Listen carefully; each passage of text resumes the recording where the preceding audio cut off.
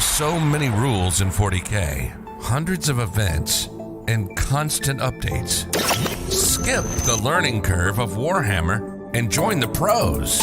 Art of War is led by multiple world champions with decades of success. We teach clinics, stream games, and inspire you to succeed at your favorite hobby. Join our global community of gamers just like you.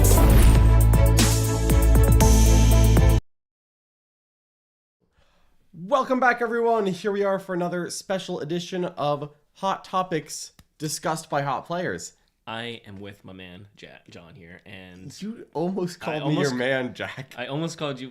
Jack is also the man. He's a man, okay? I think he's more machine than man now. He basically plays all my armies, so I'm very proud of him in that sense. I'm like a proud father for Jack. As you should be. John... We're just the duo. Just the dynamic duo. The dynamic duo. All right, we are here for another special edition episode on YouTube. If you're wondering what we're doing, we are answering questions from the community. If you're wondering what community that is, it's the Art of War Discord. Of course, you know, we do also respond to super chats. Who doesn't? But all these questions that we're going to be answering, we are taking from the Art of War Discord. If you're wondering how to get into that, it's very simple. Become a member of this YouTube channel. Become a member of the Worm on our website, theartofwar40k.com. You can find all of that right below. So like, share, subscribe, all those fun buttons. Patreon member for the podcast. Pretty much any way that you want to sign up for an Art of War subscription gets you in the Discord. Absolutely, and that is where we are getting these questions from. So if you like that, if you like seeing these questions and you want perhaps your own answered, that is the best way to do it. If you want one of the most active competitive 40k communities that is simply focused on competitive stuff and doesn't have all the nonsense that you usually see, welcome to the Art of War Discord. I like to spread like a little nonsense. A little nonsense. It's a little nonsense. Yeah, you know, it's a little nonsense. All right, welcome everyone. Happy to have everyone here. Ooh, already people talking in the chat about the League. I might have called this the Leagues of Votann edition because there's quite a few questions about some articles published recently. And this is the army I've been hyped. I've been waiting for a new army. Yeah. I've been waiting to paint them like Raynor's Raiders, okay, because they look like Terran Space Marines. I am excited about that. And I'm a huge StarCraft fan. I'm probably going to get the Space Marine bunkers finally and just put those together. Piece. Put them on a display board. Exactly. They're going to be the only thing they're used for is display. So I'm excited for that as well. All right, so we're gonna cut through a couple of questions real quick from the Discord. First of all, Leagues of Votann Discord channel. When in power, that is a great point. Now is the We proper should time. probably put it in. We like, actually finally got actual. yeah, things we have to actual talk things to about. talk about. So now I'm gonna create it. Maybe later today. Yeah, I might right. even change my name to the Supreme Call. Oh, okay. All right. It's already happening, John. Okay, Just fair accept it. All right, so here we are, starting off in the Discord. Favorite tournament of the year and why? So far, favorite tournament of the year, honestly, is WTC. That is a different kind of tournament. Obviously, it's my first tournament in Europe. It's a team event. We all love team events. Other than WTC, which I feel stands as a little bit of an outlier, for me, it has always been Crucible in Orlando. It's a major. It's not a super major, but it's an event that is Could just become very... a super major with your support. It could become a super major. It's getting close to that point. But it's a very nostalgic one for me because I went to Crucible for the first time when I was 16, maybe 17. Like I've gone since the first year that they introduced 40K the event. So it's always been a favorite of mine, and I love the Florida 40K community. It's what I was raised on, and it made me a much better player and sportsman just growing up and going to those kind of events. So that's always been my favorite of the year. Yeah, I've been a couple of times myself. In fact, I was the back-to-back defending doubles team champion with Ruben, the softest hands in 40K. The man is incredible, and I miss him. Crucible was your first major as well, right? Was it my first major? No, Nova was. No, it was not. No, not Win. Oh, Win. That you Win. went to. Yeah, that I went to. Yeah. Yeah. Because you went, because That was when I was I'm telling the story. Broadsides. You were running back, broadsides. way back. I'm telling the story. First year here. of me playing competitive. I met you at an RTT. Yeah, like random somewhere. I met you at a local RTT in Tampa or St. Petersburg, and it was a qualifier for Crucible. And I beat you on the top table because back then I just beat Richard on my tournament days. Wow, the good old days. This is many years ago. This was many years ago. But I beat you at that, and it was a Crucible qualifier, and I already had a ticket because I'd won the last year, and I gave you the ticket. And you're like, I remember you were like, I don't know, I've never really been to a major before. I'm like, yeah, it's fun. Come hang out with us. Come get with Brohammer. And then I signed my own Doom, just like that. I was like, whew. Then John beat me at Crucible as well with did. the White Scars Iron Hands combo, which is very powerful. I had to play that. That year I beat you with the Harlequin Covens and oh yeah, that was the following year. Yeah, that was the following year. The Harlequin Covens back when I was a dirty elf player. Can't believe you met me as an Eldar player. That's embarrassing. That's how I know John. Deep at heart, he's an Eldar player. Oh, don't say that. So when he started playing Jakari, I was like, he's back in his wheelhouse. Please no. I played on the largest single piece of terrain I think I've ever played on, which was a giant mountain in the middle of the board, and I'm playing Tau guns. John's like, my whole army is just gonna hide the whole game. It worked. It did work. Right on. All right. We're already getting some Leagues of Votann questions. Let's jump right into it. The Leagues of Votann previews suggest that they can auto wound on a 4+ with the judgment tokens. They certainly do suggest that. This was actually a Warhammer TV battle report that came out yesterday. Oh yeah. And during the battle report, they screenshot some rules. And some of the rules that they screenshot was judgment tokens. I'll be honest, I am not subscribed to Warhammer Plus. I don't watch any of that content. But the fact that they are playing with new rules is actually really cool. Yep. The fact that it's been published by Warhammer means that I'm pretty sure it's true. They haven't said how you get screenshot the fake rules just to get the community in an uproar. That'd be amazing. That'd be the deepest troll I've ever seen. They would get away with it too. Games they Workshop really, with their twirled might. mustaches. Absolutely. So yeah, they have indeed suggested that if you roll an unmodified hit roll of a 4+, I mean you can read it on their website. If that attack successfully hits the target, it also automatically wounds the target. Shooting in combat? It does not specify. So I would just say on an unmodified hit roll, unless there's a clause that we haven't seen. They've said that calls, which is like a captain, we think. They've said that those give out judgment tokens. They haven't said how else you get them. So this looks really powerful, but also I'm wondering maybe they're how do you get to 3 judgment tokens? Because 3 judgment tokens looks like whatever has been judged this thoroughly is about to die. Yeah, could be like the Knights, where what is Virtuous is the highest one. Where exactly. It's really hard to get there early. Oh but yeah, you can get up there. Oh, if I could get Virtuous turn 1, Knights would be broken. However, it takes a while to power that up. You can really only gain 2 a turn at most with Valor points or Honor points, and usually you're only gaining 1. It's interesting. Maybe they don't have access to a lot of rerolls, or they have low volume of fire, and a rule like this kind of actually helps them. Very, very possibly. So, this individual part looks very powerful. We'll kind of see auto wounding on 4s. Yeah, awesome. If you remember Hail of Doom, Yeah, that's good. Let's see. Enemy units gain judgment tokens in a number of ways, from completing an action to destroying a Votann unit. Completing Okay, actions. and then while calls can dole out extra tokens. So If it's completing actions, who knows? It's going to depend on how they're priced, how many units you have. Yeah.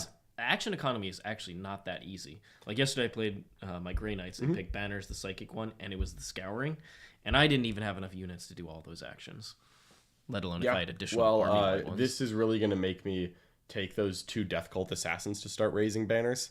Like, oh no, you're judging the 16-point Death Cult Assassins. No, you're not judging Mary Pench. Are you kidding me?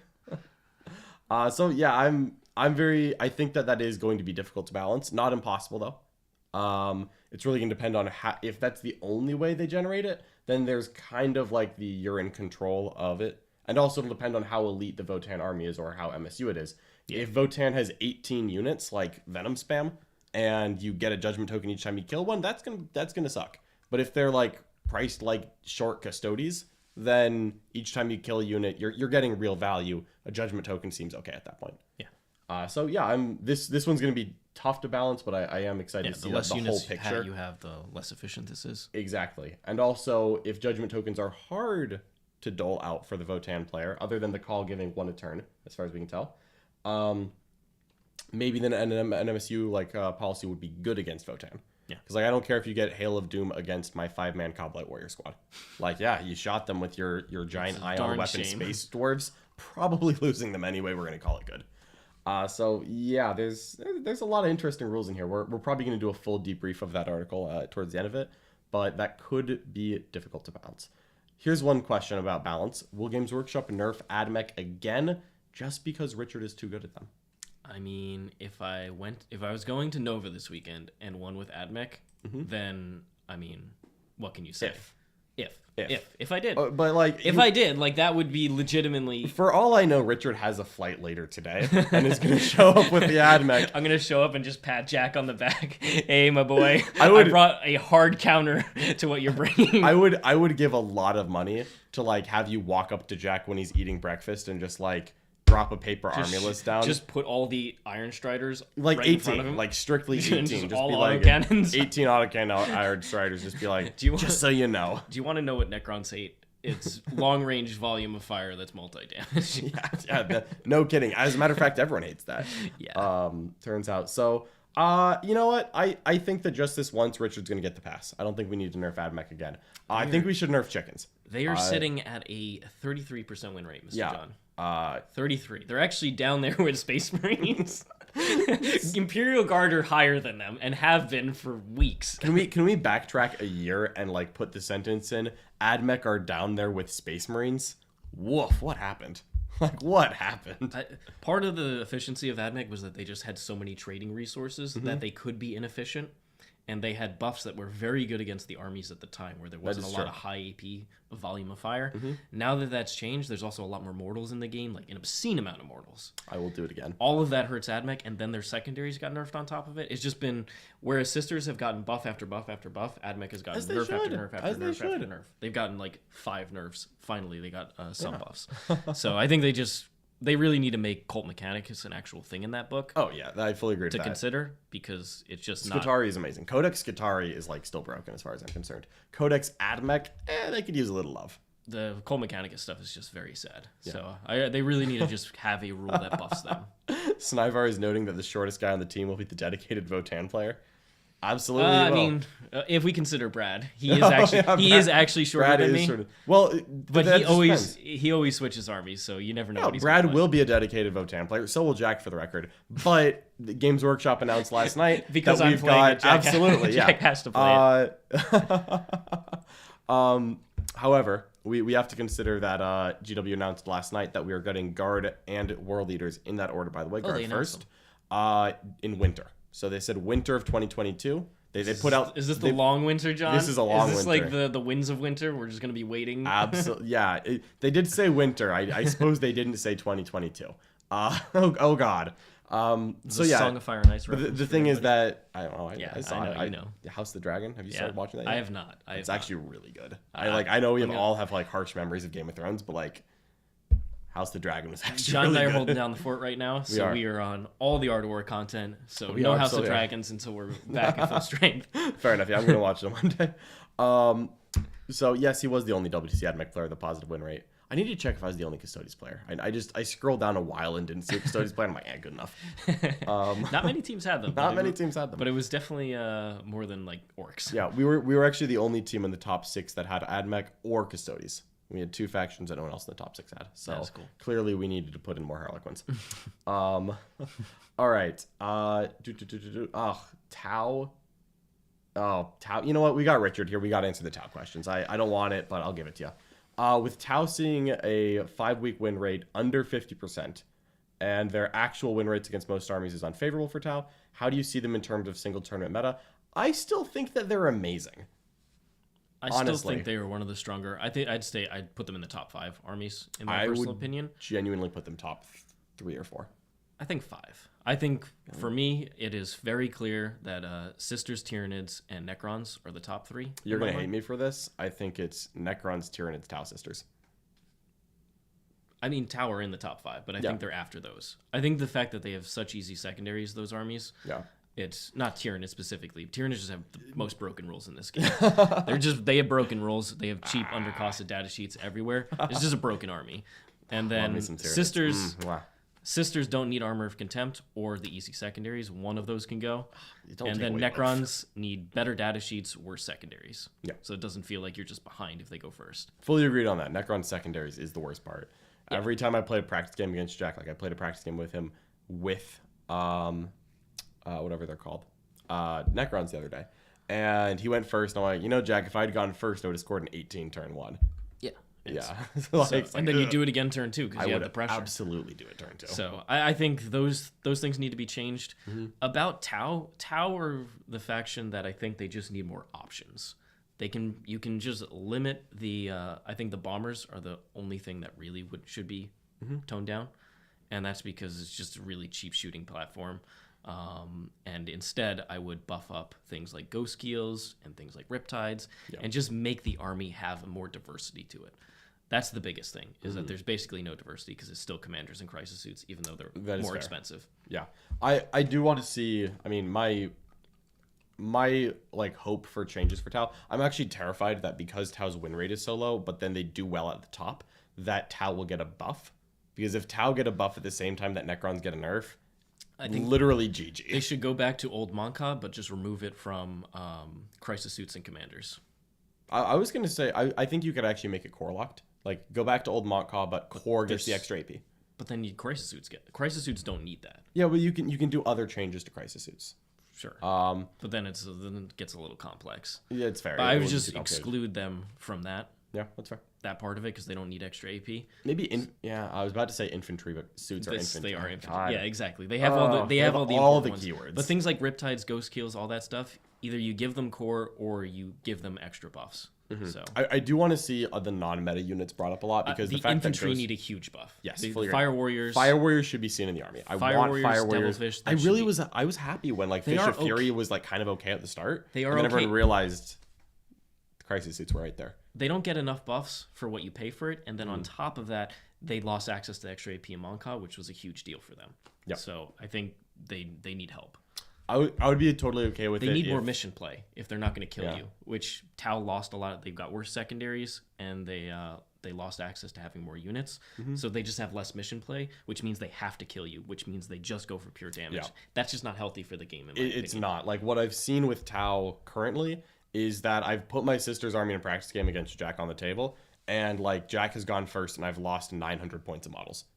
Literally 900 points turn 1. On WTC train, on GW train, and I was like, Jack, like, what do I do different? He's like, you just really needed to go first. I'm like, oh, great, thanks, Jack. I don't think that's healthy for the game. I would rather Tau be able to play over the course of a whole game and have the tools to do it. Fully agreed. Better secondaries, especially ones that reward the infantry. Honestly, like genuinely make the action secondaries worth more points if a Fire Warrior squad does it. Yeah, and they do it end of the turn. Yeah, like Fire Warriors or Pathfinders. Honestly, I think that suits shouldn't be infantry. I think battle suit should come back as a type. Part of it is they took away the Overwatch, so they wanted you to be able to set to defend with them. Battle suits should have a little more rules. Like I would be okay with battle suits being able to set to defend not getting light cover, but not going up in points. Just taking away the light cover and then making more things buffing for infantry. John, you're thinking about light cover. Like everything important ignores cover nowadays. It's not a big nerf at all. I'm not suggesting a big nerf to Tau. I want buffs to all the other stuff, but a little bit of a nerf to the top. And I also want the planes to go up in points. Holy crap, I want the planes to go up in points. Or game-wide rule, you cannot use a redeploy on a plane. I would do that instead of because like game-wide they're rule. Completely fragile. They absolutely are. Yeah, they have no defense. For game-wide rule. I don't want hemlocks. I don't want harpies. I don't want any of these planes. If you put a plane down, you need to accept that if you go second, a Helverin can shoot you. I actually would go a different way. I would force them to start in strategic reserve, and they have to come in also okay with starting turn 2. Yeah. Maybe they can arrive turn 1 in the deployment zone, but like it's that I literally cannot hide from bombers. I think you actually start planes and they come in as a reserve thing. I would be okay with that. Harpies as well. Put them in the sky. The hard thing about planes is they're always an alpha strike tool, and we're trying to limit alpha strikes in the game, or at least Games Workshop is trying to do that based on their changes. So I would make planes follow that more harshly. Yeah. And then I would revisit the aircraft rule and let Remoras have more than 2 models. Yeah. Our next question from Grotworks. Genuinely, by the way, the thing I just said about planes is going to come up here. With the rumors of 10th edition popping up, what are each of your top 3 things you would like to see change addressed? I feel like we should put the caveat in that we are still not playtesters and therefore have no idea what's coming if or when with 10th and no edition. say. And no say. People always ask us, like, tell games, and I'm like, there is no direct Games line. like, oh, we don't have the red phone here in the building. Like, let me just see if James is in my contact. You kidding me? Like, no, they don't interact with us. So, top 3 changes for me. 1, fix the app. This isn't a rules change. Fix the app. When we all thought Battlescribe was going to disappear, we all panicked because I'm not going back to handwriting my list, and I really don't. I want Games Workshop to have a good I do app. as well. Their Sigmar app is amazing. I don't. I've never tried. I understand that. I trust their you on Sigmar app is everything we want. Everything you want. It has the rules. It has list writing. It's good if you don't get errors. Like I literally live in fear of going up to an event, having an illegal list, and like getting disqualified when I'm winning. Could you imagine if I went to an event, had a GW official list, and it was wrong? Like, I'm getting red carded for that. Like, it's my fault because my list is wrong. But if I use the GW app and my list is wrong, absolutely. I feel like they underestimated the resources to actually keep it updated properly, possibly, and have not put enough manpower. And there's it's not enough manpower on it. Yeah. So my first 2 is fix the app, make it real. Just put money in it, and I will give you money. Number 2, flyers have to start in reserve. I'm okay with that. 100%. I think that's a cool change. Flyers have to start in reserve. Alpha strike is the worst part about planes. I'd like them to exist, but I don't want them alpha strike. And like, I'm okay with you going old school on it, where they move in off your board edge. So turn 2, you can drop bombs. Yeah, that's fine. But they can't hit you turn 1. But turn 1, they don't end you. Yep. Which I mean, we played a game in the war room against Brad's Eldar, and the 2 planes went off on this man. I had Monkov for the reroll 1s to wound, his far sight +1 to hit, and I tore up his army. I fully believe you. What are some things you want in 10th? I hate Armor of Contempt. I don't like introducing midway through an edition like really huge massive change that hurts all those early books that didn't have the AP increase that a lot of the old weapons did. That's fair. For the balance updates, I would actually like them to, at least the points, be more thorough. They honestly just aren't that impactful enough. No. They'll hit like 1 or 2 they units. They cut off the top and they buff 2 units. And it's just not enough, especially for the armies that have a book where they find every sort of thing like Necrons did for a while. There was no broken combos in Necrons. They found every single thing in there. Yeah. And they prevented it from happening. Yeah, they put them on turns. And they did the same for Grey Knights. I would like more proactive changes for units, even if it's not a huge change. Maybe it's just 3 points on several different units, kind of like how they did Necrons this time, where Praetorians, Lichguard, all the stuff you don't see, just went down 3 points each. Yeah. I'd like more proactive changes for the units that aren't seen. I want almost every single unit to have a purpose. Doesn't have to be amazing. Doesn't have to be broken every tournament list. But you could put it in a list and it does a roll and it does it well. Yeah. I want more internal diversity in lists. I'm all about it. Lord Siegler is absolutely going to play Votann. I'm so sorry. Good, but that'll get him nerfed faster. They are literally Terran Space Marines. I'm 100% playing. Yeah, this is Siegler army all over it. It's like, slow moving, massed firepower, incredible mechanics from what we've seen so far. That's a Richard army. High skill cap. Can we put that on there? I don't really know if what you know what you've played with. Admeg is such big brain, John. You have to admit it. It's a small computer. What changes non-points cost would make Magnus a good competitive unit? I actually think you need to change his keywords. I really think he has a keyword problem. I don't know enough about Magnus's keywords. So the biggest problem is that he has the Chaos keyword, and he against him should like have the Imperium keyword instead, and that would make him better. However, Magnus did something wrong, and his punishment was the Chaos keyword. The bleeding thousand suns hearts out there, they are all crying. Magnus is close. I mean, I'm not proud to say this on air. The last singles game I lost in a tournament was 5 months ago to Magnus. Here's my opinion. Not proud of that. I think face caps are awful.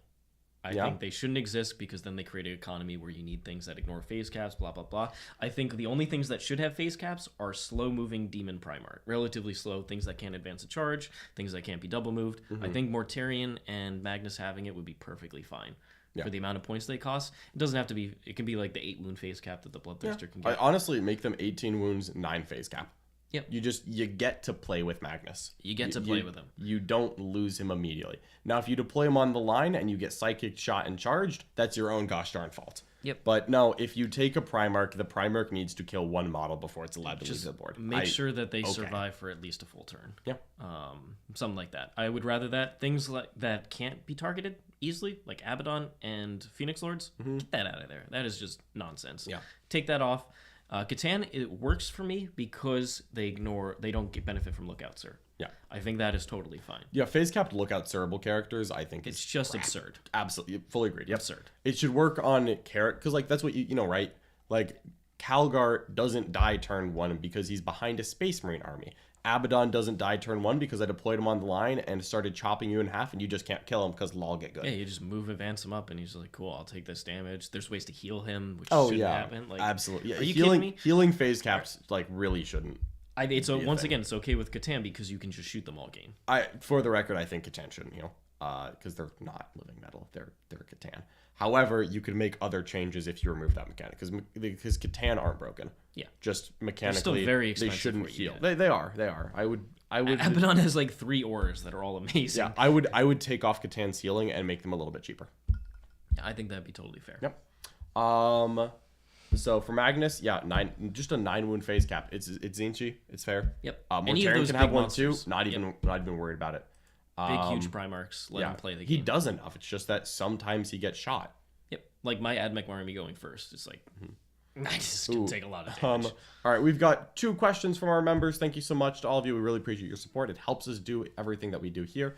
First up from Davey. What do you think of Craftworld's place in the meta? With a kind of bad win rate and placings for the past few weeks, do you think they need buffs? I think that Craftworlds needs a slight secondary buff. I think they are in very much the Tau category.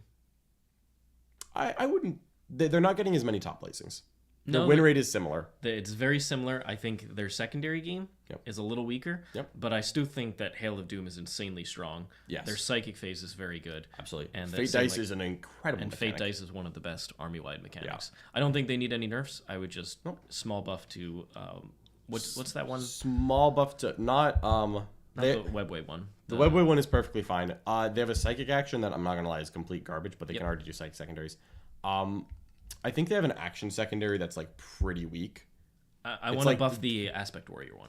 I would like that as well. Because I want to see more Aspect Warriors. Fully agreed. That is my favorite part of Eldar. Aspects and Wraith units. I would give them a bonus point for doing it with different types of aspects. So you can't load up on Dire Ventures and do it. Give them bonus points if you get multiple different types. That would be cool. Like a bonus. Yeah, no, that's a great mechanic. Games Workshop, let's go. All about that. Look at that. I'm changing flyers. Slight secondary buff, and you tone down some of the top armies. I think Eldar's right off the top of my head. Right off the top of your head. Just buff the unique aspects of these things. Same with Tau. Maybe if Fire Warriors do the different things, you get bonus points. Stuff like that would be awesome. CAK asks, would allowing the Primarchs to hide behind ruins help? Yeah, you could make Magnus 16 wounds instead of 18 wounds, and that would be fine. But looking at Magnus, I actually think you make him 20 or 22 wounds. He's huge. You see it with the Tyranid monsters. You saw it with the demon things. Just increase their wounds, especially if you're going to keep damage this high. I think that's totally fine. Josh, you're also 100% correct. That is part of why I brought up Tau, is they have a lot of overcosted units that you never see. They absolutely do. That's going back to my point about the points decreases the chapter approves. Just be more aggressive in the units that are never seen. Absolutely. You can take a point off of Fire Warriors and Pathfinders and Strike Squads, whatever they're called. Wraith Guard, Wraith Blades can lose 5 points. No problem. Dragoon, Just give them 3 points at the same time. The Fire Dragons can lose 2 points each, no problem. All right. Kyle Mack has a really good question. What was your bad habit gameplay-wise when you started playing 40K? Did you? Who? Yeah. Who's that guy in chat? I only acknowledge super chats, Jack. He's not even an Art of War member. Look at this. Jack, ask it in the Art of War Discord, nerd. This is a good question though. Bad habit gameplay-wise when you started playing 40K. I already know my answer, so it was not a lot of pre-measuring. Fair. Yeah. It was not a lot of pre-measuring. It was a lot of like, here I have a game plan, but I didn't execute it as precisely as I need to, and got into all sorts of trouble, especially with Tau. Yeah. Yeah, pre-measuring is king. You see it at I wish more of the WTC games were streamed, because I loved playing against the European players, because people like Duda from Poland, extremely precise for Chaos Knights to move them around walls and stuff. He actually used a second base, and he knew exactly the distance of it, so he put the base down, measure, put the base again. Loved seeing that. Honestly, I'm going to get a spare base for my Iron Striders as well. Yeah. We actually did it with my Iron Striders too. I actually get really happy when I lose my first Armiger, every time I lost my first Dreadnought, I was like, oh heck yeah, this guy's the pre-measure guy. He just had a clean now. Base and did it. He had a couple of them, so he could do it on multiple models and kind of pre-measure where they could potentially be. It was awesome. So love seeing that. That is exactly how you want to play, because there's no mystery between you and your opponent, and on top of that, you know exactly where the models are going to be. You know what the charges are, all of it, angles you're going to get for shooting. Yeah, it was perfect. My bad habit gameplay wise is I trusted the math a little bit too much. Averages? Yeah. Like I'm fully aware that like I would always go like, okay, average is, if 8 intercessors shoot this thing, it'll die. I'll shoot 10 at it and that'll just be good. And I would just like go a little bit, and then sometimes like 10 shoot, and I'm like, and 1 lives, and I'm like, that was below average, and then I lost a game. Yeah. Because there was nothing else to fix that problem. It's all about the redundancy plans. Absolutely. It's like nowadays you set up like 3 things. Like this needs to go right. Okay, here's the guarantee that should be mathematically, but I'm also going to set up X, Y, and Z just in case. Like when I played against the Tyranids at WTC, I needed to make sure that OBSEC wasn't going to survive and then respawn onto the middle objective, get 12 out of nowhere. So you got to be super precise with this stuff. Absolutely, yeah. I mean, you'll literally see me like point eradicators at a guardsman, like, sorry, buddy, it's for the primary. Bang! I'm done shooting bolt guns at these guys. Bang! Unleash the heavy melter rifles. Sometimes you got to do it. All right, we've got a super chat in the chat. I don't know why Jack didn't just post in the Discord, but Jack, we really appreciate your support. Everything you do helps the channel grow. We wouldn't be able to do this without you. No. Jack had a question in the chat. Help, I'm about to play Necrons at an event. Give me a primer. Yeah, it was down here. It's somewhere. It's right there. There we go. Yeah, how do you win with Necrons? Well, so, Richard. First of all, here's how you do it, Jack. Okay, you go first. Every game. You get 18 points. Turn 1, turn 2. Your opponent's morale completely shatters as they realize that they're going to have to table you in the following 3 turns just to try and get close. 10, so your morale doesn't shatter unless you're Richard. No, only I can fail Necron morale consistently. But you need to break them mentally and then spiritually as well. Okay, you need to collect those souls and put them on the Silent King's dais. Yeah, well, you're collecting them for biotransference. Of course. So the other thing with Necrons, make your opponent a Catan shard that you can chain. Is there like one guiding principle, like one other than break your opponent mind, body, and soul? The most important which works with every army actually is resource management. Yep. Necrons are relatively fragile because only one unit is getting the Chronomancer buff unless you're running multiple of them. And in that case, you want to force your opponent to overcommit to kill the one unit, and then you pick on the mistakes that they make with their positioning. That is pretty much Necrons to a textbook kind of definition of how you play them. And this is why I love Scarabs. 135 point unit for 9 models, 4 wounds each. They can soak mortals, and they can you can respawn them with the spiders. They are such a tool to force an overcommitment from one of their key opponent's units that you just get into a great position because now it's committed, now it's in range, Silent King can go to town, your Locust Destroyers, Warriors, whatever it is. You need to create situations where your opponent overcommits and you take advantage of it. It's very much like playing at mech, except a lot easier because you have secondaries. Yeah, fair enough. Well, hopefully that's helpful, young Jack. If you want more high-level tips like that, you can always find them on our website, theartofwar40k.com, in the War Room. Yeah, /learn more. Maybe you'll even get a discount for signing up that first month. Ooh, fun like that. But yeah, Necron's resource management. Don't overcommit, and you just need to win the game. You don't need to have a 30-point blowout with Necrons. Just win the game. Yeah. So here's a good question. When you're new to the game, like in your first year of playing, and you want to get better, is it better to only play one army or to try every army to know to try to get better with them? And how much do you need practice on one army before you move on to another? So personally, from me, I played Tau exclusively for quite a while, like a season and a half, basically, almost 2 seasons of just pure Tau, and that made me an expert at the faction. And I played it at such a level, and I played it very differently from a lot of other players, that it meant that even though my opponents were familiar, Triple Riptide, you play it all the time, they weren't familiar with how I played it and my style, and that gave me an advantage. So I personally think that if you are trying to win GTs, trying to win majors, even super majors, that it's better early on to stick with one army and be a master of that army.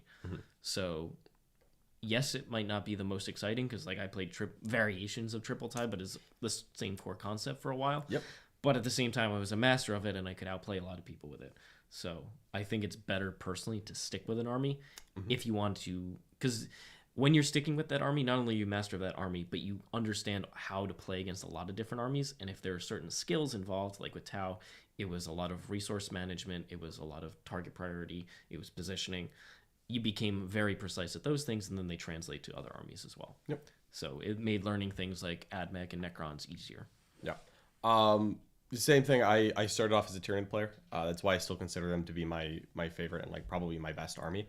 I got the Tyranid Codex in 4th edition, and every single event that I went to in 4th, 5th, 6th, and 7th edition, I played Tyranids until Genestealer Cult came out in 7th. Genestealer Cult got me off of Tyranids for a very short amount of time. Then I came back to Tyranids. So sticking with one army when you start, I think, is very important. It's not just, and as far as when you switch off to an army, that is going to be up to you. I don't think you need to do it for 4 editions. That's a little extreme. However, I do think that it is important for that first, like when you're learning how to play the game, stick to one army. Yeah, you want to master the fundamentals of that army and the fundamentals of the game as a whole, and then translate those skills to other armies. Absolutely. And expand your own toolkit. Yeah, like playing Tyranids for as long as I did made me a better, demon player, Genestealer Cult player, whatever other armies that I could learn from. Yeah. Just because understanding how to work with a fragile army made me really enjoy durable ones. Once I played like Kraken for 8 years, and then I like played Harlequins, I'm like, wait, I just have the same rules with a 3-up Envol. This is great. Or Iron No Hands. problem. Yeah, right? Yeah, wow. Yeah, playing Tyranids made me a great Iron Hands player. Do you think that WTC is the highest level of competition you have been to? I think so. Yeah, you play against the other countries. Yeah, across the board, yes. The way my army functioned, I've had harder personal events. Like I've had harder games, individual games, but like across the board, round 1 to round 7, yeah, highest level of competition for sure. Yeah. Because every time I go to a super major, like I could have like my 3 hardest games at an event and be like, dude, what is happening? But like also, round 1 and 2, maybe I had a very easy game where there is no easy game at WTC ever. Yeah, it's like for multiple people, you're like, okay, this could be a tough matchup, or this could be a matchup where when the score high, or it's going to swing one way or another, because there's all good lists there. Yep. With Demons having a special save, and Tzeentch Demons in particular having a 3-up, not an invulnerable against shooting, will this have a significant effect on the meta? Yes, I think so. What I'm actually really hoping for is, honestly, my only hope for Demons is that they make people take less hammerheads. Because I am absolutely sick and tired of hammerheads, and I'm aware Jack doesn't always wound with them when he's not playing against me. However, I personally have never seen someone fail to wound with a hammerhead. I'm not trusting that. Hammerheads are stupid. You should not have one-shot guns that just go, you dead. Hammerheads can hit hard. They can hit a little bit less hard and have a cheaper cost, or a second roll, or a better like spread shot, whatever. Fine. But hammerheads are toxic. Again, I rolled this dice, my opponent now gets literally no interaction, even if they bought, the normal answer to this. and they're dead, like that's stupid. Like just being like, oh yeah, statistically your Rhino doesn't get to roll dice, get off. It's like come on, that's lame, right? I think the way to do it for a one-shot weapon is it hits multiple things. If you don't want it to just clean go through something, otherwise the one-shot weapon just isn't it. And that's fair. A railgun shouldn't be like 3 shots. No, I could see it being like damage D3 plus 3 and a line weapon, like a. They used to have that mechanic in like 7th edition. Yeah. They had it then. Yeah, okay. I think it makes sense for thing because it's just gonna punch through a bunch of stuff. Yeah, it just keeps going down the line. I would be okay with that. I'd be it's okay more with what a railgun should do. Yeah, that's fair. I also don't like same with Armor of Contempt. I just negate part of what your army does. Yeah. They also ask if this will bring in a lot of bolt weapons and like low AP stuff as the opposite of the Armor Contempt meta. I don't think demons are going to shift the meta so hard that people are going to counter just for them. What I think it will do is it'll encourage people to bring more mortal wounds. I like mortal wounds a lot. Yeah, I don't know if you've noticed mortal this. Wounds in the game are outrageous. It's absolutely true, and I'm leaning into it. Let's see. There are rumors flying around that 10th edition will reset the game back to indexes. Do you think that is a mistake or the right choice? Again, we don't know. I didn't like the indexes because they just were indexes. Not balanced between themselves either. It was. And then the problem is the codexes came out so slowly that you were stuck with an index for so long, and you had no rules, and it was just bad. That's part of their release schedule, but I would rather a different thing. I am fully against going back to indexes. I think that 8th edition was a great step up from 7th edition. But honestly, during Index 8th edition, I missed 7th edition. I would rather... Once we got codexes, it was better, but like... I'd rather a subscription model, and it's just a living rule set. Would love that, yep. If they make the indexes and they're a lot more thorough than the 8th edition one, basically everyone gets a slightly trimmed down codex at the start, and then you give the factions more rules and army renowns and things, and faction supplements or whatever they're doing later, sure. But like indexes where it's like, just bare bones. It just wasn't that fun to play. It wasn't, because there would be games where like my Space Marine like opponent's like, I'm going to use a stratagem to get reroll 1s to wound. And I'm like, I'm going to use CPU reroll for the 7th time because I don't have stratagems. Like literally, I like went to a GT, didn't have stratagems. I used CPU reroll exclusively. It's the only stratagem I used for an entire six game weekend. And my opponents were like just busting out crazy rolls on me. I'm like, I don't know this is an option. And I'm just like, CPU reroll. CPU reroll. That's just not interesting. CPU reroll. Maybe pare it down to like 6 to 8 strats and like 2 to 3 Warlord Traits relics. Yeah. Just have a pared down version and then release from there. But I would rather a living rule set personally that you have to subscribe to access. We've got some WTC questions here. Here's one from Owen. How do you guys feel about your army composition and pairings went? And what would you change, if anything? What are the big lessons for the two of us from WTC? That is a good question from Owen. Yeah. You want to go first? No, you can go first. Okay. I have literally no regrets on my army list. Custodes were baller. We had a very specific role for them. I think that they filled it very well. Again, love that army. I like that it was underestimated and underappreciated by other teams, and I think it performed really well. This was a case of us digging out an obscure list that a lot of people didn't rate and then making it work. Yeah. I was very happy with me personally, my army. As far as our army composition overall, I really wanted Harlequins more than Craftworld, I felt. And I think that we overrated Craftworlds a little bit and underrated. You and I were both on the same page. We were like, this is just... It's easier to score secondaries. Yeah. It's better to play defensive. It's a great defender list, and it also has good matchups and do a lot of things. Yeah, now, Brad did put in good work with the Craft World. You know, he's one of the best Craft World players in the U.S., and so he's. But he required more specific tables and had. I think it was more limiting. Also, a lot of armies tailored to be able to beat Sisters and Craft World's defenders specifically, whereas Harlequins are harder to tailor for. Yeah, because they're defensive mechanics. It's hard to. Yeah, it's my tailor to Harlequins is a 3rd Zoanthrope unit. Yeah, mine is like even more Iron Striders. Just go. Yeah, I feel like pairings went. I actually don't have much commentary on pairings because I was not involved in the pairings process, which made me sad. I want to be in on the pairings. There were already 3 people. It was Nick, as the coach, Brad and then Sean. So Yep. you Oh, can't, yeah, if you start adding more people, and that's why I didn't do anything with pairings either. Absolutely. Just they tell me if I want this matchup or not, or here's the options, or which I table stand there and answer questions. Yep. Yeah. Here's a good one. Can you? Do you want me to? Do you want me to answer that one? Or? Oh yeah. Yeah, I thought for AdMech specifically, we were thinking that a lot of teams were going to run double knights, and so we wanted at least another list that was good into knights. So AdMech with Iron Striders getting core, already good answer into knights, especially Imperial Knights, which have I have access to ignore AP 1 and 2, can just sit in +1 save. Knights are mostly AP 1 and 2, or they're low volume of fire with their meltas, which you can try and move block. So we felt that was a good option. I went in and only played against one knight player, but I did end up winning that one. And we felt that because of my just overall practice with AdMech, it was going to be unexpected, unprepared for, and I was going to be able to win like most games just by knowing AdMech super well. Yep.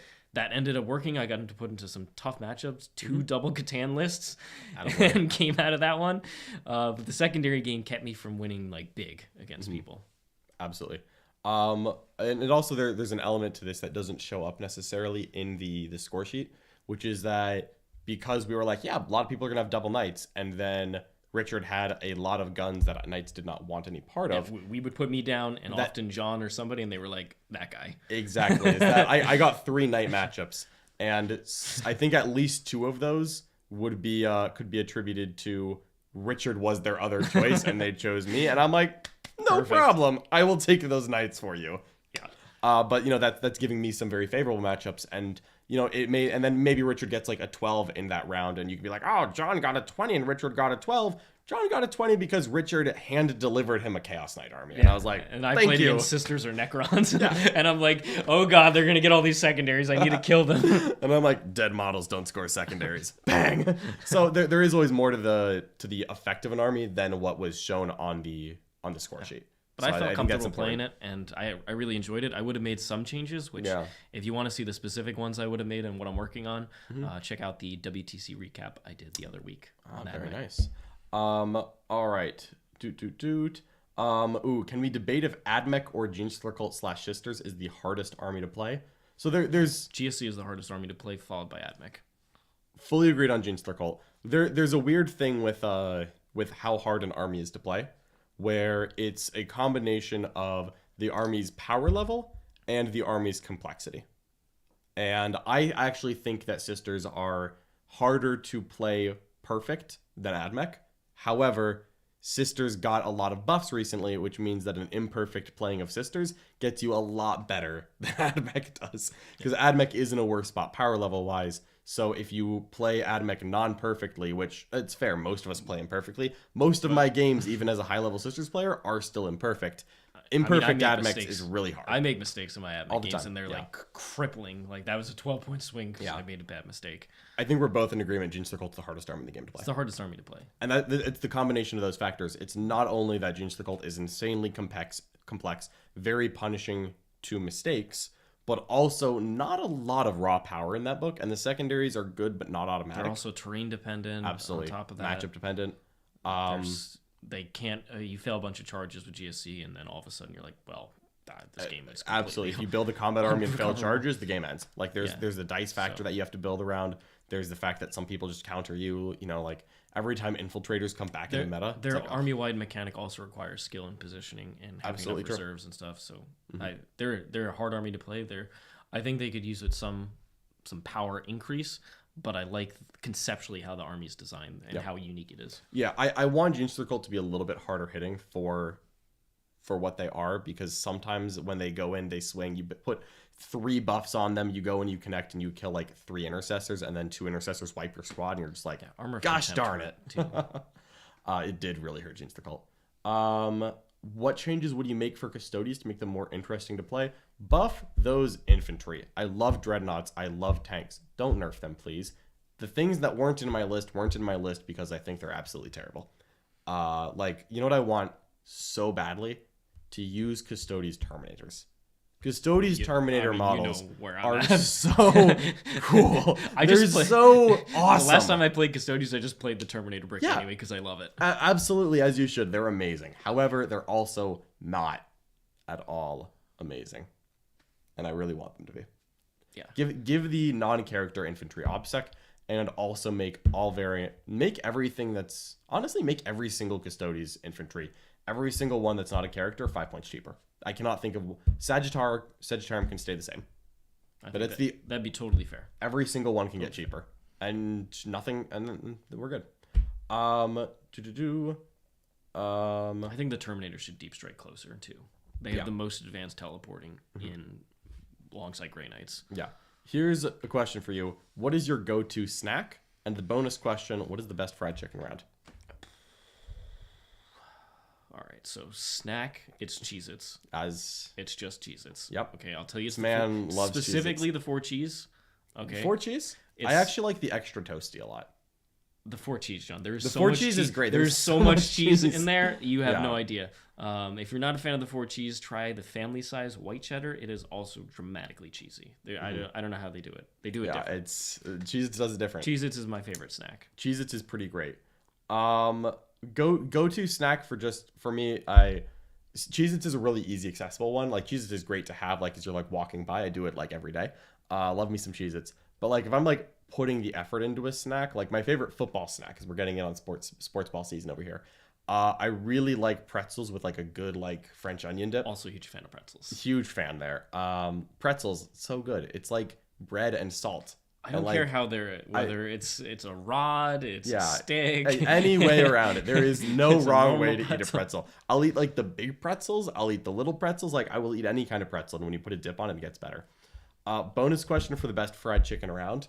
If we're talking local, which will not be very helpful to the chat, it's Publix. Publix fried chicken's pretty darn good. That you can put it on a sub. Though?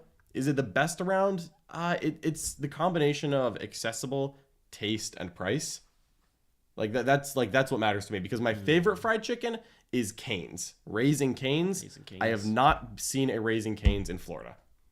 Whenever I fly through the Dallas airport, I check which gate I'm at and like which part of I'm in, because there's a Raising Cane's in the Dallas airport. And the last 3 times I've been through, I have been on the incredibly opposite side from the Raising Cane's, and I haven't had a long enough layover to make the trip. Once, though, I had a 3-hour layover in Dallas. I went from gate A to like gate like Z, 8 Raising Cane's, walked back to gate B. And I was like, this was worth it. It's that good. It's great. Raising Cane's. The menu, by the way, at Raising Cane's, have you ever been to one? No, I've never. It's very simple. I don't get fried chicken very often. There are 3 things on the menu. This is a holdback from when I went to college in Texas, because there's one really close to campus, and I loved it. 3 things on the menu. You can get a 3-piece chicken basket with like fries and sweet tea. You can get a 4-piece chicken basket with fries and sweet tea, or you can get a chicken sandwich with those same chicken like tenders on like some good bread with fries and sweet tea. They keep it simple then. 4-piece every time. Is that good? You get the extra piece. This is Los Palos Hermanos out here. Here's one. This is one Richard's gonna have a fiery answer for, from Kit Smith Hannah. Given that Tyranids seem to be retaining their position near the top of the meta, what changes do you think need to be made to tone them down? I think a couple. The mortal wound output of the army is insane. Yeah. It needs to be toned down. I think Spore Mines should do a little bit less damage. Spore Mines are insane because they're move blocking and mortals on top of that. Yeah. And then the just whole psychic package is just a lot with all the zoanthropes. It's just way too much. So something about the mortal wounds, I don't know exactly what. I haven't thought about it deeply, but I would something with the mortal wounds has to happen. I want to put a couple of small nerfs on. One, Leviathan warriors don't get transhuman. Just they get baby transhuman. I don't care if we make it monster only, if we make it synapse besides warriors only. I don't care how we do it. Just take away the transhuman from Leviathan warriors. It's not actually good, and it tricks Tyranid players into running bad lists. I also don't want to keep increasing their points because Tyranid should be a horror. It's Leviathan specifically. Absolutely, yeah. Warriors are value. Like warriors in Kraken. I take a 3-man. I'm like, could I just not run these? Like, I would prefer not to have this unit here. I just kind of need my troops. It's Leviathan specifically, and that's the problem with having a trait that's just so good. It is very good. I personally think that you could take the Spore Mines, because the way that they work right now is on a 2+, they deal 1 mortal wound, and on a 5+, they deal D3. I think you go 3+ to deal 1, 6+ to do D3. Just bump the entire chart down 1. I think that's reasonable.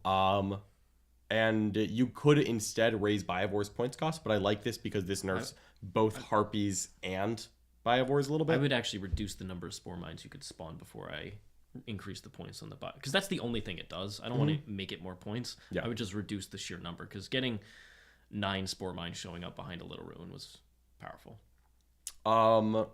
Yeah, that's fair. You could make it 2 each instead of D3 each, so that it's more consistent. I'd be okay with that. Sure. Because then you never, because like I always roll the 4 on 3D3, but then when you roll the 9, it's like, oh brother. Yeah, there were a lot of 9s. I never get to pull that off. I'd be okay with toning down some of the psychics a little bit. Maybe you make it so that with Zoanthropes they get an extra mortal for each model after the first, because right now a Zoanthrope Smite is 3 plus D3 if they're a 3-man squad. Maybe you make it so that a 3-man is 2 plus D3, a 2-man is 1 plus D3, a 1-man is D3. Just a slight. It's outrageous the amount of mortals that they put out. I'm a big fan of mortals, so I'm this like makes me happy. I don't think it's great for the game overall. Yeah, that's fair. I would fix the mortals. Reaper of Obliterax, it's ridiculous. I think there's a couple things you can do with that. One, I think that Overrun should cost 1 CP, or 2 if it's used on a monster. That's fair. Flyrant takes 2 CP to Overrun. Yep. Reasonable. Yeah, like you could put a nerf on the Reaper of Obliterax. I'm okay with that. I actually think that you nerf the Reaper of Obliterax and then you put adaptive traits back in, because you shouldn't take away Army's flavor. Like, you don't take away like the rules that make Tyranids unique. Like, Tyranids get to change their sub-factions game to game. That is a mechanic no one else had. I don't think that was what was broken about them the first time. They were broken the first time. I don't think that was the problem. I think you give that back to them because that was something very Tyranid flavorful, adaptive. You give that back to them, and then you do nerfs elsewhere. I just think that was an unwarranted nerf, and it also wasn't very impactful. The adaptive traits are like the 5 of Pain and the Invul. No. Those are the synaptic imperatives that you pop battle around. Yeah. The adaptive traits is that you change your army tactic from the lurk tables. Yeah. Yeah. I think you should be able to pick game to game. It's just because like that was the original mechanic, and that was super flavorful that Tyranids would like adapt. Sure. I would change Kraken and Leviathan need to be nerfed. And yep. Kraken's win rate is garbage, Richard. It has garbage. Nope. If you nerf the Flyrant heavy enough, then I don't. Kraken's you should nerf the Flyrant. Totally okay with that. Take the Reaper and change that. I would actually tone down their imperatives. Really? Yeah. Wild. They are very strong. I like never use them. They're really strong, especially in Leviathan, because you don't play Leviathan as much. That's true. I really don't. But just sitting in them, it's very powerful. That's fair. Because their units are still undercosted. Mm-hmm. So it's either you go for the points increases or you tone down their rules further. That's fair. All right, it's one or the other. I do want to talk a little bit about Leagues of Votann before we wrap this one up. Run a little long, oof. But when the content's there, it's worth it. Yeah. So let's talk about some of these rules that were put out recently by Warhammer community, and also they previewed some models yesterday, which is important to talk about. They look amazing. Boom. Transition. All right. They gave us the power level of a lot of units, and that is extremely not interesting to me. I don't care about that at all. Not even like. I got some cool names though. Not even a little Guild bit. Riders. Some people said that white cheddar Cheez-Its are the GOAT. That's fair. They're very good. Someone said that Canes is overrated. Someone else said Canes is dope. Mr. N, you are incorrect, and that is totally fine.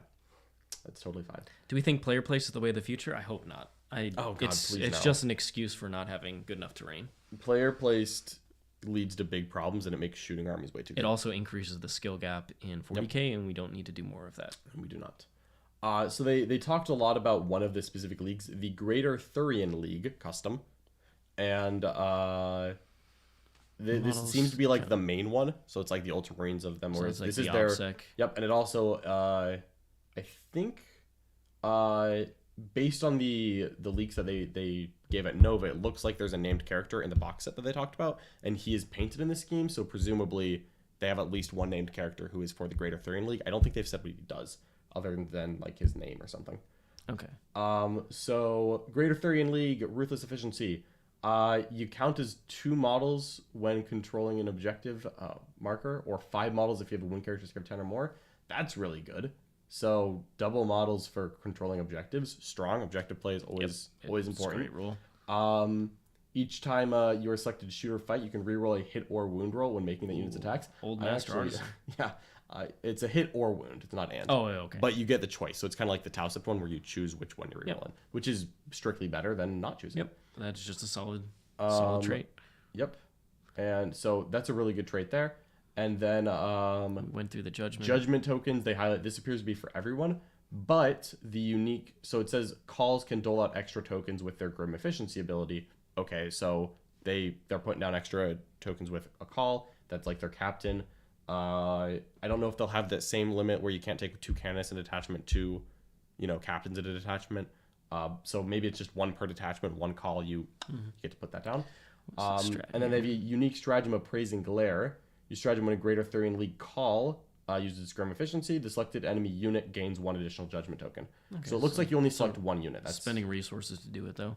So you probably you take down and you put the call picks 1 unit, gets a judgment token, is kind of what it's implying, and then 1 CP, it gains an additional 1. And they also have Ancestral Judgment, which is a rule that each league has. Okay. Is this once a game? It doesn't really say what this is. It's not part of the chapter tactic. But each time a model with this custom makes an attack against a target that has 1 or more judgment tokens, the enemy unit is considered to have 1 more judgment token to a max of 3. Ooh. Okay. So if you combine their 3 things, your target has 3 judgment tokens. That's how you do it. And we did mention that having 3 judgment tokens looks excruciatingly painful for whatever you shoot at. It looks real good. Yeah. Well, you know what? You should just combine this with light, so that oh, I only hit you on a 4. No. Worry not, my friend. I wound you on a 4 as well. Ooh, that's gonna be harsh. Okay, and then here's some Crusade stuff. A Warlord trait that they're showing off. Yeah, just skip all that. You don't care about Warlord traits? Not if it's Crusade. No, this is okay. This is a Warlord trait. Gotcha. Yeah, I'm skipping the Crusade part. That's cool. I don't. Each time this Warlord makes ranged attack, ignores light cover with the Warlord, and you said everyone ignores light cover. You can ignore Lookout, sir. So he's like a sniper. For any unit that has 1 or more judgment tokens. Yep.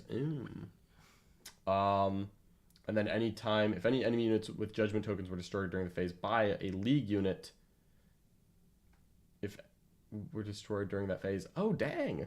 So just any time you kill a unit with a judgment token, select an enemy unit and it gains a judgment. Not killed by the Warlord? Yeah. Oh! So you just put something down, you're 3 tokens, you kill it, and your Warlord is wasn't good enough. Him too. And then the Greater Thurian League counts that as an extra 1. People. Wow! I am often finding myself judgmental, but it's a little judgment even for me. Oh, that sounds real good. That sounds really like good. A really good Warlord trait. And a relic, Aktol's Fortress, a shield crest model only, so it's like 1 enemy unit within 3 of the bearer, and then it's fight last. Oh, screw me. Okay, yeah, not bad to have a fight last. Fight last relic's a little armor of rust action. Really depends on how much combat this army actually does. I don't know who has shield crest, but fight last is strong. And with that, they were ready to play against an Imperial Guard combat patrol. The Ventrilo Nobles. I did sneak to the end. Does everyone mind if I spoil the results of this Crusade Patrol battle report? If you don't want to be spoiled, now is a great time to mute for the next 10 seconds. Guard got tabled. Okay. Yikes. It was Guard though, so that doesn't Guard really army. Yeah, the Ventrilian Nobles, Richard. They are Ventrilian Nobles. All right. Let me see the models though. Before models. They did in fact show us a lot of models at Nova. Unfortunately, neither Richard or I are there, but it sounds like a really fun time. Nick and Jack are gonna be in the building, so if you're at Nova, make sure to stop, say hi to them. Definitely. And compliment Nick on his suit or whatever he's wearing. I think he's gonna be wearing a pink suit, like a flamingo. He's a flamingo. But they did show off a lot of new models. First up is the Hecaton Land Fortress. Oh yeah, that is thick. I'm already hearing people call the land tank. They actually called that on the preview show last night. I tuned in for a little bit of it.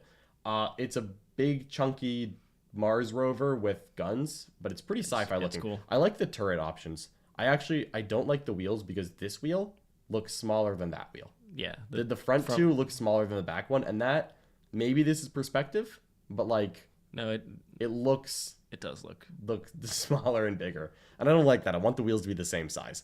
Other than that, though, dope model. So I'm gonna have someone 3D print me a wheel, and we'll call it good. A lot of models awesome, from the interior, a lot of guns on it. We don't know what they do, but those do not look fun. No, I can't wait. That thing looks awesome. Sean Kruger says exactly. This makes me think of Mass Effect.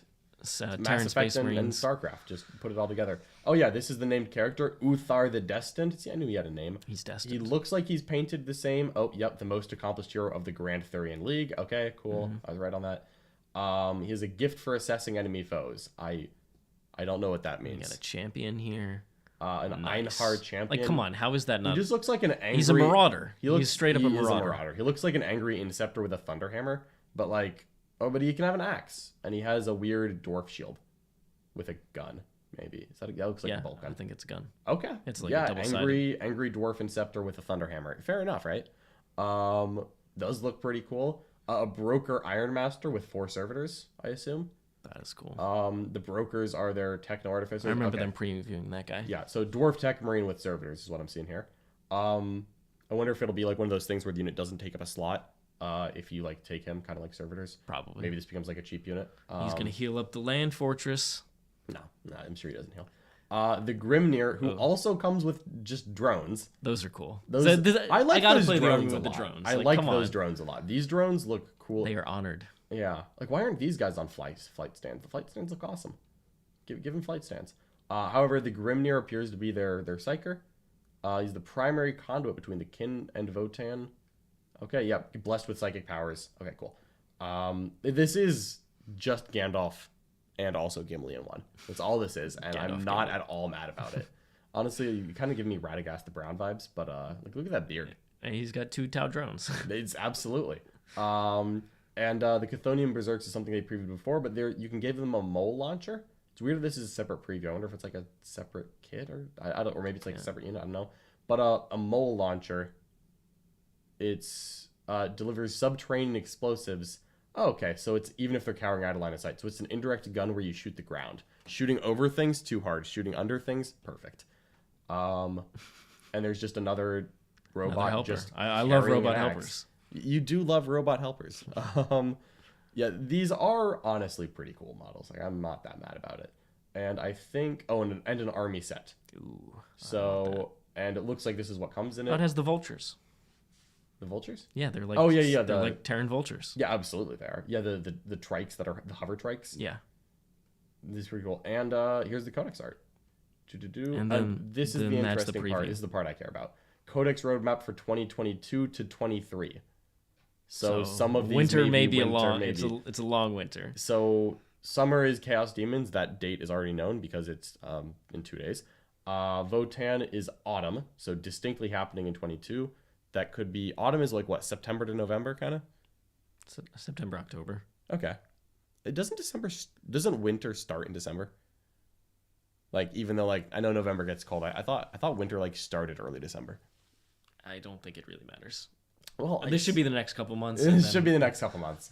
And then we've got Guard and World Leaders supposedly in that order sometime in winter, but that could be 23. So I'm hoping we're getting Guard like before Christmas, like December, and then World Leaders come in like March because, you know, Chaos Heretics don't need to be played at LVO. And that's the that's Guard finally get a codex. Guard getting a codex. God bless America. It's been too long. Yeah, so that was everything that they showed off there. Like, look how cool that image is. I know. We just switched off it back for you. That's the land fortress. Looks like it's go small. It looks bigger than a Forge Fiend. That looks cool. I wonder what the terrain is. That it'd be cool is if that they have a custom fort. or is that like that might be a fort. that would be kind of cool. Moon base. Moon base. Honestly, they should have a moon base. Like, screw it. This is just a NASA. If it has pointless rules, it won't matter because we'll never see it. But it's like every fortification except the Battle Sanctum. Right on. Well, I think that about wraps us up here. Yeah. Thanks so much for joining us, everybody. Yeah. Hopefully you enjoyed it. If you enjoy hearing more content from John and I, guess what? There's more coming up. So today we have a War Room coaching match, and that is going to be John playing the Demons up against my Tau. Absolutely. John's been like, hey, maybe Tau is going to be pushed out of the meta a bit That's more. all with that Demons. I ask for. I ask this every we're going to put it on the table, find out. And if you want to join us for that, go ahead and hit the description below, theartofwar40k.com/learn-more, and join us there to watch it. In addition, tomorrow I am doing a strategy session on casualty pulling. All That's the tricky one we've things got you can do requests with some larger units. And then we've also got some cool clinics. I got a Tau clinic coming up, a Grey Knight clinic. And are you on something else? No, I don't. I think I'm done with clinics for the week. Well, John will be on plenty more coming up next I week. will be right back next week after our game today. So thanks so much for joining us. Hope you enjoyed the content. Give us a like. Tell us what you thought. If you have any other questions, follow-ups, let us know. Really appreciate everybody's support. And we will see you. We'll see you next very time. soon. Bye-bye. There's so many rules in 40K, hundreds of events, and constant updates. Skip the learning curve of Warhammer and join the pros. Art of War is led by multiple world champions with decades of success. We teach clinics, stream games, and inspire you to succeed at your favorite hobby. Join our global community of gamers just like you.